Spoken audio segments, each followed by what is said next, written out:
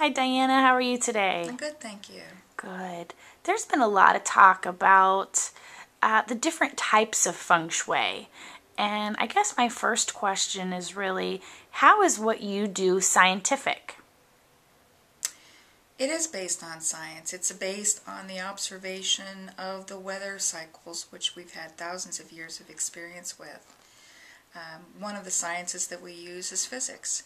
So I guess a good way to explain it is on TV right now there's a show and it's called Numbers. And as an example, if somebody robs a bank, they use a series of numbers and they can tell a lot about this person and a lot about their behaviors. Well, Authentic Feng Shui works the same way. It's very theoretical based, it's mathematical based, there's a lot of formulas in regards to it, and it's about the study of trends. So when we take a look at the energy of the land and then the building on there, one of the tools we use is a compass, and that's to figure out the mathematic and magnetic influences. And when you take the magnetic influence and overlay that with when it was constructed, then we start to come up with these formulas. And Authentic Feng Shui works with the numbers 1 through 9. So looking at how those numbers come up and the patterns and the relationships that we have helps us to understand really the past, the present, and the future of a building. So as an example, my background is in energy and risk management. I used to be a disaster recovery manager for a Fortune 100 company. And really I could apply the principles of Feng Shui and take a look at what was going on at that time. A good example is a building in Fort Worth, and it was taken out by a tornado. Well, typically a tornado doesn't go through downtown because there's a heat bubble, and so it kind of skips over it. But in this case, the tornado went straight through downtown and caused a lot of devastation. Well, that building's energy was destruction by wind.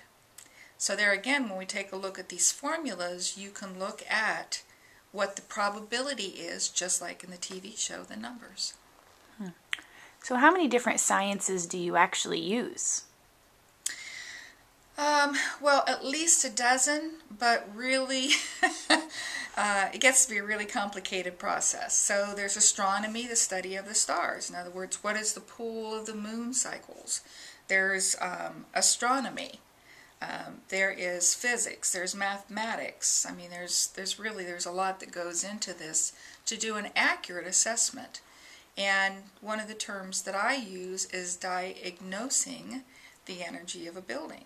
Because when you take a look at, similar to going and getting a blood test and they can look at the results and tell what's going on with your body, when we run these numbers and look at the patterns and how they show us what's going on with that energy, then we come up with a very precise action plan. So I say we're diagnosing the energy, and then we come up with a plan as to how to implement it and how to remedy it, not cure it, but remedy it so that the people have a better experience of the space. I know you've done a lot of work with architects, and we've even talked a little bit about meeting with engineers. So how can feng shui as a science be used at the master planning level? It should be used at the Authentic Feng Shui should be used at master planning level, because a good example is the Parade of Homes. There's the land. Okay, when we dig into the land on a good energy day, then that sets the trend for following events. How a house is positioned or how an office building is positioned on the land helps it to have a particular nature. And by nature, there's the earth nature, which is health and relationships, and there's the water nature, which is support in the world, travel, networking. And so really how you position a building on the land can help to determine how people are going to experience it. And then as far as engineering, again, that's about placement, it's about roads, it's about walkways. All of those influence the community. So when it comes to master planning or an office building or a house.